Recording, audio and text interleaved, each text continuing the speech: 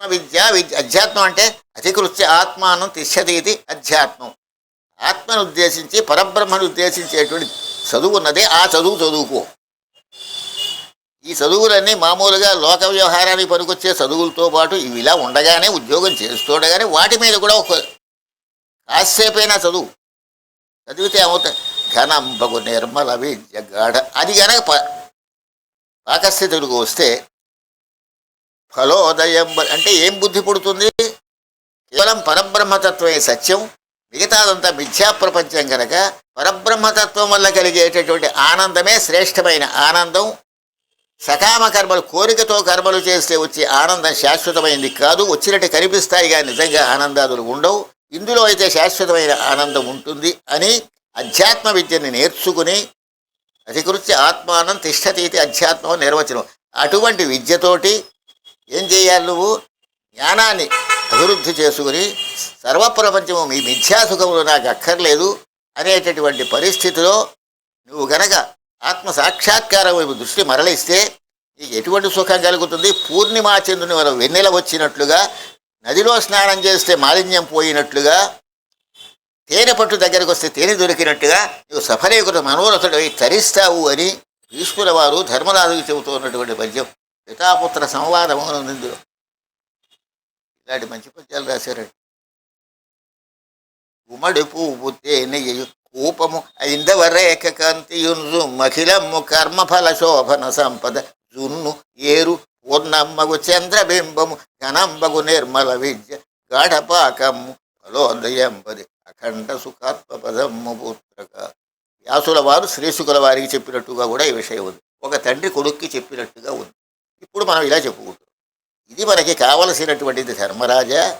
ఈ సుఖాల వైపు వెళితే నిజమైన సుఖాలు కావివి అనిపిస్తాయి. అవి బహుశోక్ష ఎంతో సుఖం ఇస్తున్నట్టు అనిపిస్తాయి. ఏ ఒక్కటి పంచేంద్రియాలకి సంబంధించిన సుఖంలో ఏది కూడా శాశ్వతంగా ఉండదు. బాగున్నాయి నాలుగు కని తింటాం, రోగం వస్తుంది. భోగే రోగ భయం. అలాగే అతిగా చూసావు, దానివల్ల కళ్ళిపోతాయి.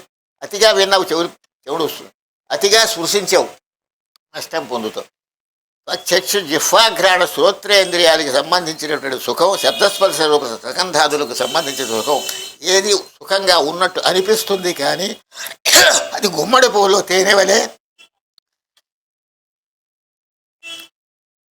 నెలపొడుపులో వెన్నెల వలె అకస్మాత్తుగా పోయింది.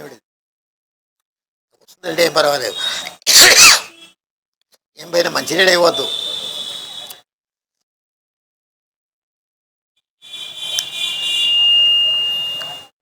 నూతి దగ్గర నీరు వలె ఉండేటటువంటి అశాశ్వతమైనటువంటి సకాకర్మలలోకి వెళ్ళవద్దు.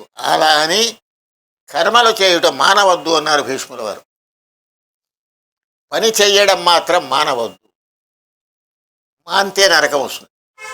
గీతలో చెప్పిన మాటే మళ్ళీ ఆయన కూడా అన్నాడు ఆ భావంతో, కర్మణ్యేవాధికారస్తే మా ఫలేషు కదా. నువ్వు వేదోక్త కర్మలు చెయ్యాలి.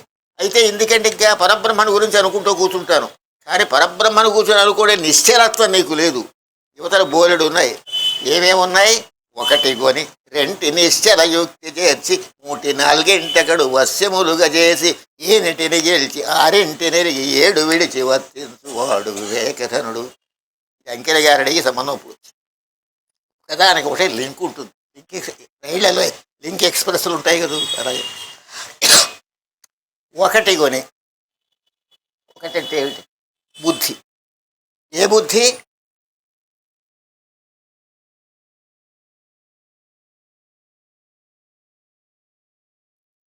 అధ్యాత్మ విద్య ఎందు స్థిరమైన బుద్ధి, నిశ్చయాత్మిక బుద్ధి. మళ్ళీ సడలకూడదు, దుర్బుద్ధి రాకూడదు.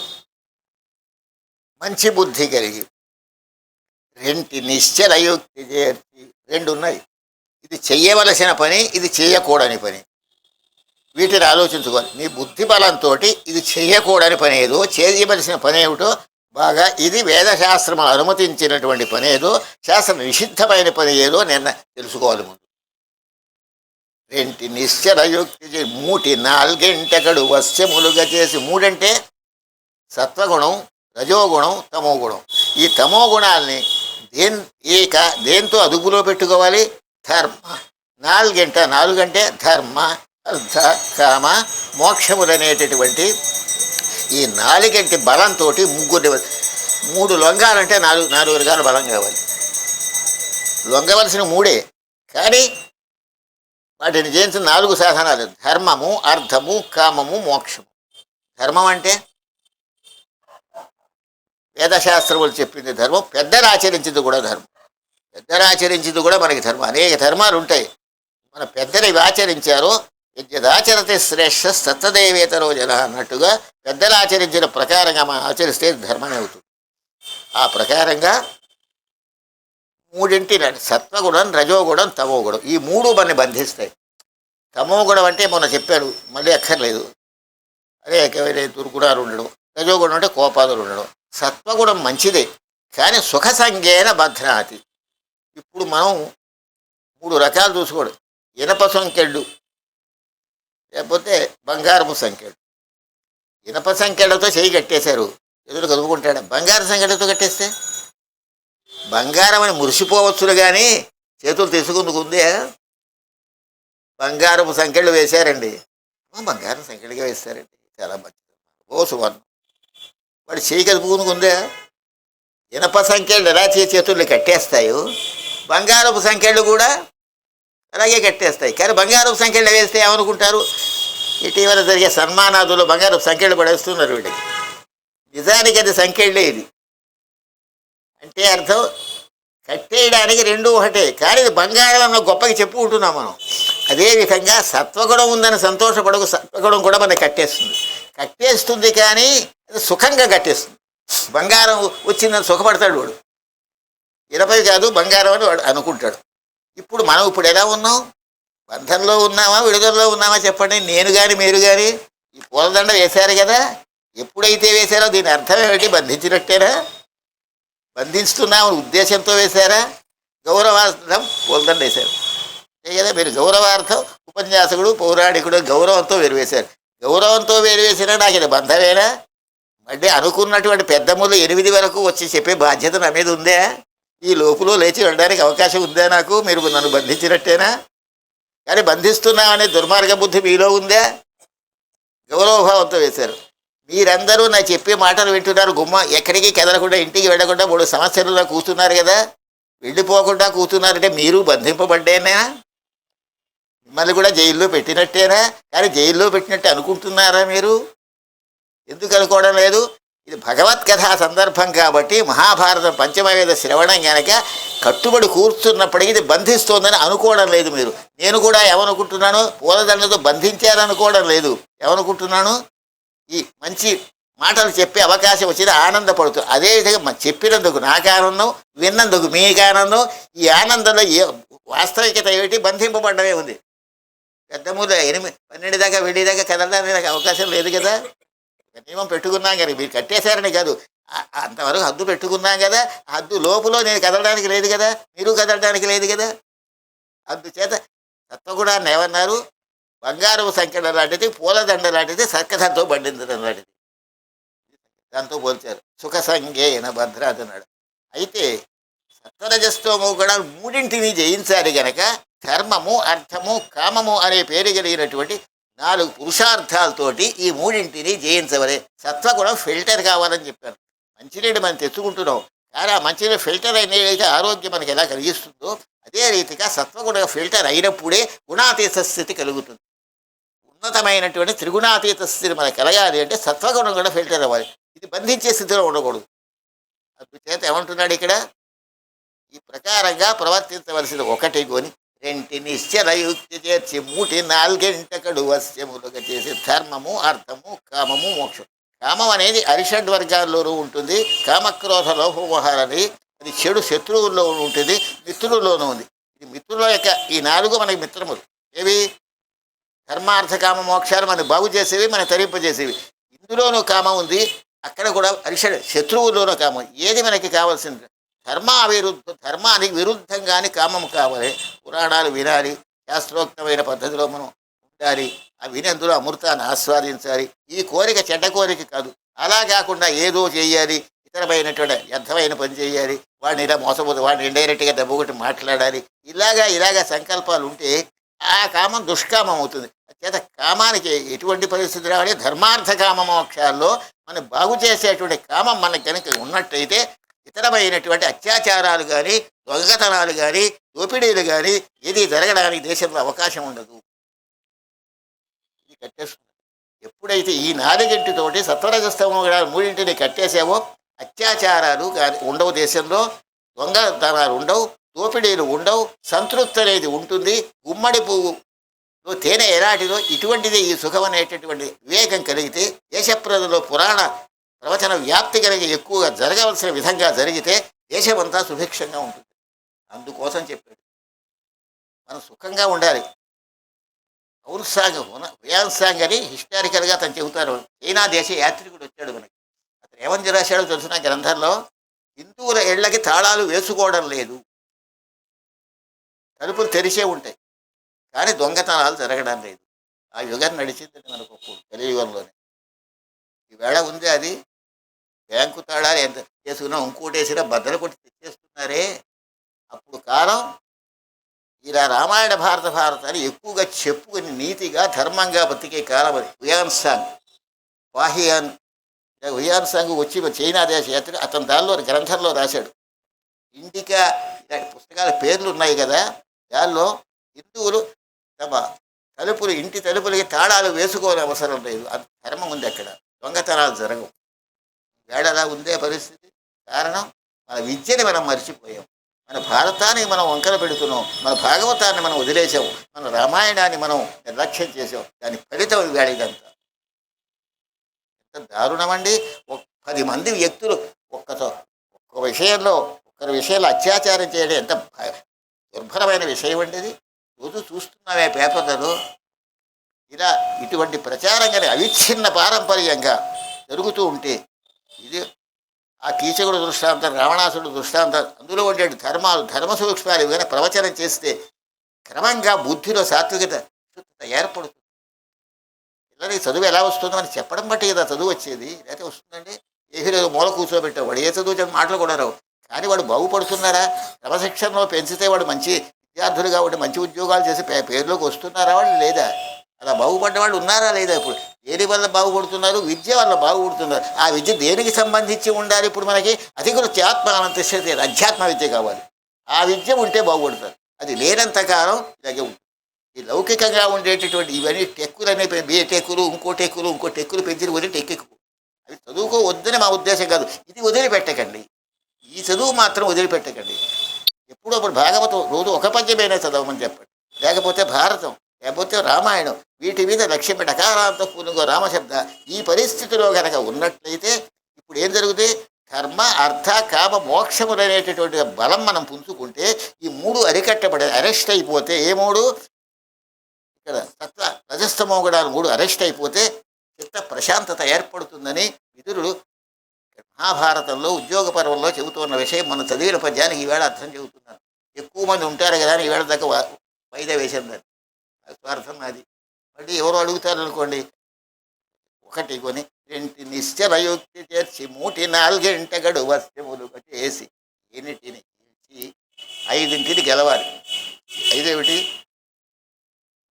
చక్షు, జిహ్వ, ఘ్రాణ, శ్రోత్రేంద్రియాలు, కన్ను, చెవి, ముక్కు, చర్మం.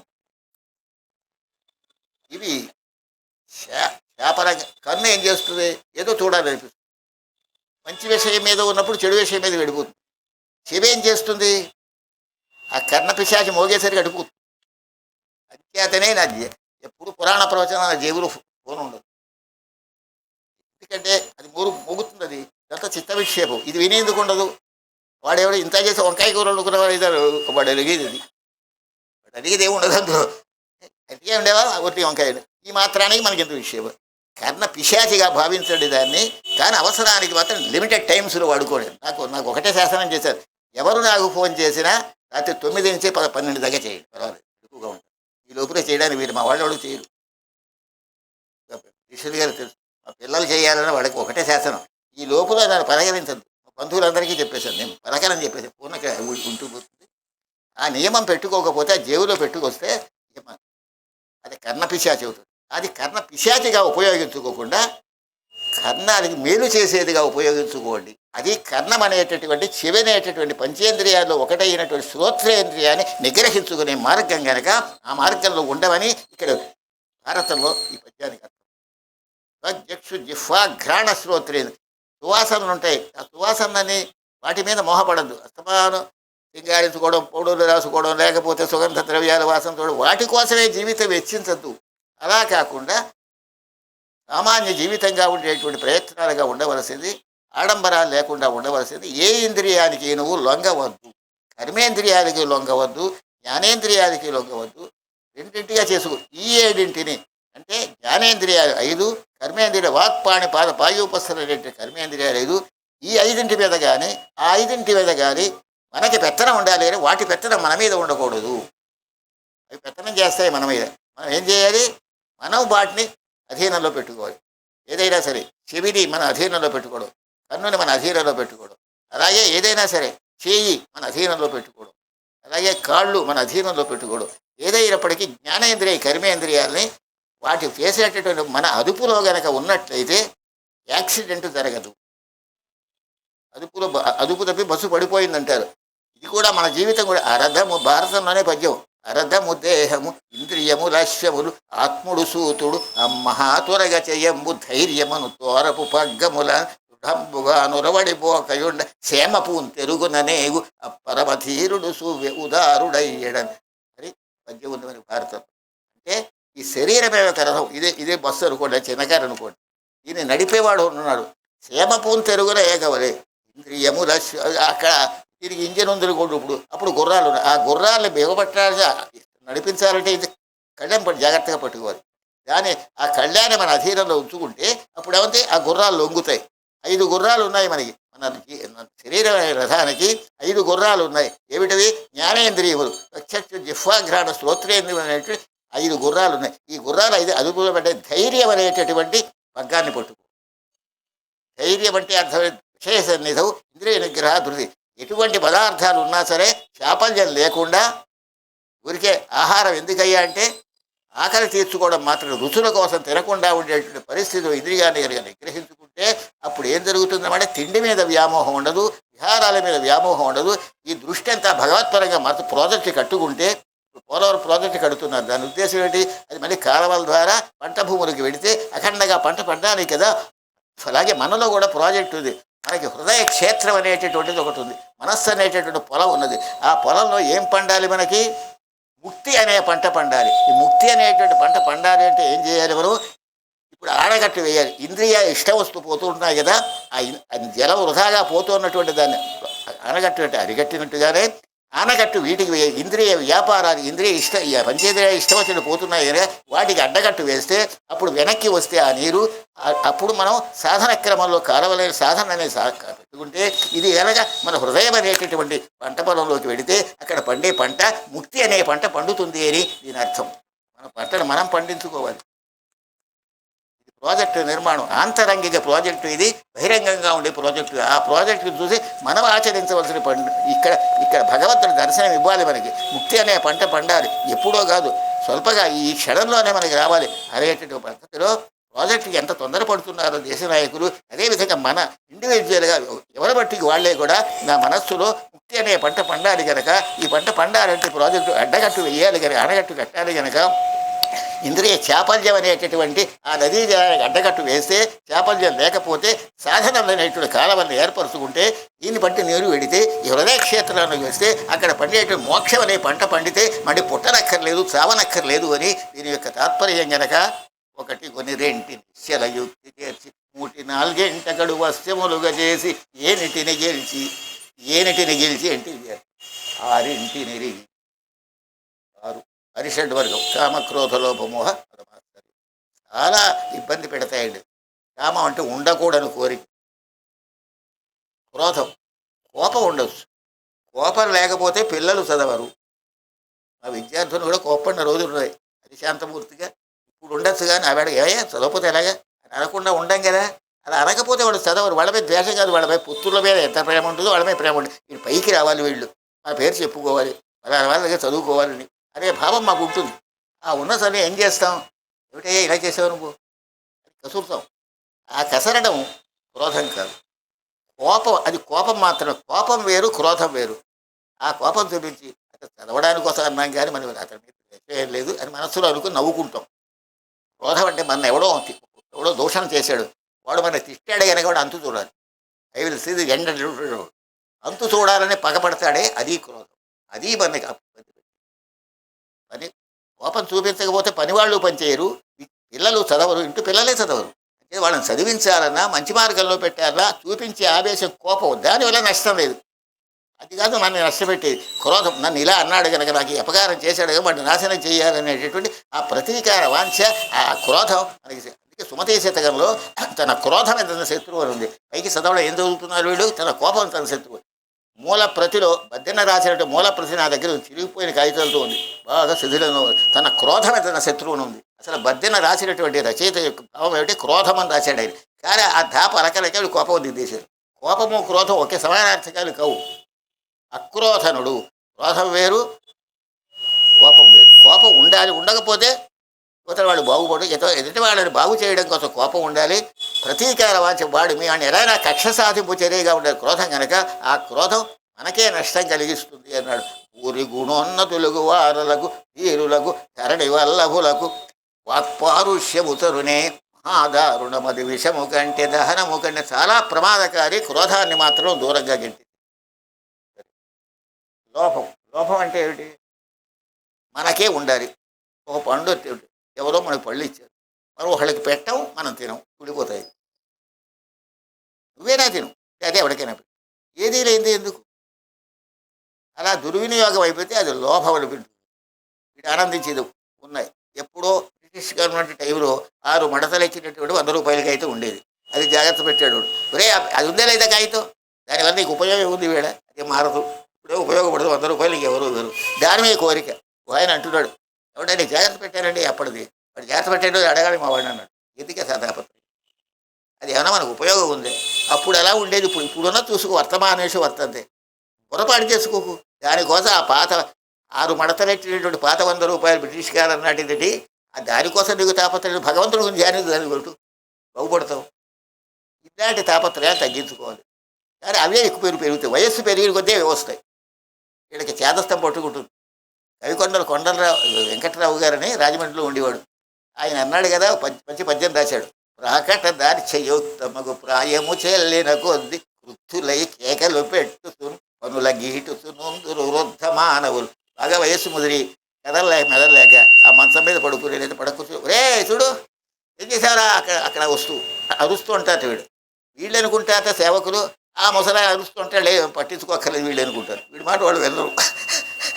ప్రాకట దార్చయుక్తమగు ప్రాయము చెల్లిన కొద్ది కృతులై కేకలు పెట్టుతున్ పనుల గీటుతునందురు వృద్ధమాన. ఎలాగంటే లోకము తప్పి కాలమున శుష్కములై పడిపోవలేక ఎండాకులు నిల్చుకోమలేక రొదమెక్కిలి చేయుచుండెడి.